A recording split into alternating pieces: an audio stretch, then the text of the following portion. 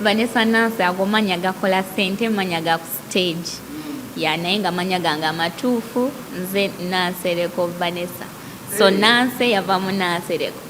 Nedda bannaye ekituufu amawulire gatambudde mu mpapula z'amawulire ku zi TV nti Izon T namwanjudde waffe, naye banaye si bituufu. Naye nga omanya abamawulire mugenda ne mukisussa, naye nga tulina oluyimba olupya, oluyimba lujja baluyita Saabagamba.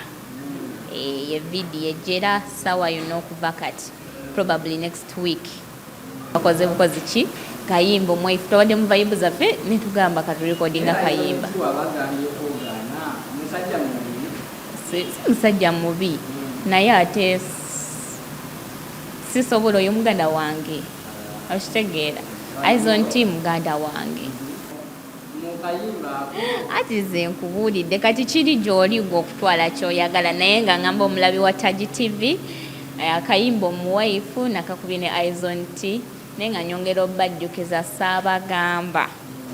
Saabagamba akayimba ako kakabinye era mujja kuba mumbuulira nti engeri gye ndi omulungi bulijjo ninda omutuufu nga banneegomba bangi nnyo naye ebisaanyizo nga njagala alinawo byonna salina ebitundutundu bajja nga balina waleti ng'endabika yaabwe sinungi n'engoba ne watalabika obulungi nga waleti temulimu era n'engoba ono wensaliddewo mubalage temuba mumanya taliko mpuliti ono wensaliddewo mubakube testi zonna maze okuziyita Saabagamba tingenda kuleeta ekyasika kyekyo ki.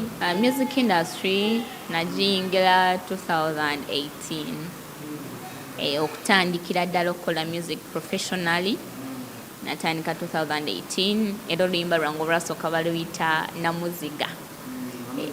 Namuziga luyimba lwa mbaga, luyimba lwa mikolo.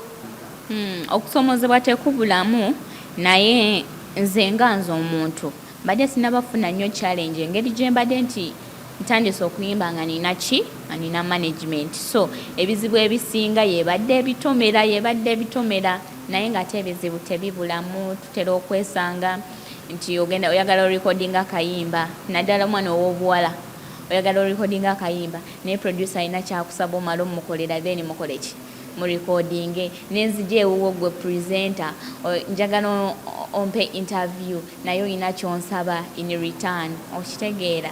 Okwo okusomozebwa tekubulamu. Then financially sente zibula netwesanga nga emirimu gitambuddemu mu kasoobo. Okay, Vanessa nga siri mu kuyimba, ndi musibi wa nviiri, ndi mukubi wa makeup era nkolera ka jams. Myaka nga 5 jinza n'obutawera naye nga kimanyi agenda kuba star agenda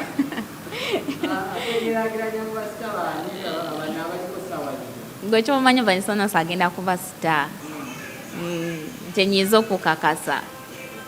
Ode nenkugamba nti management yange yatuukirire ya Izon T fena twetuukirira okitegeera ne tusalawo ne tutandika okukola naye era saawa eno bw'oba onoonya Vanessa Nancy ng'oli wa Izon T Vanessa Nancy omufuna butereevu, era oba oli wa Vanessa Nancy wa management ya Vanessa Nancy ng'onoonya Izon T ne Izon T onkola ki omufuna.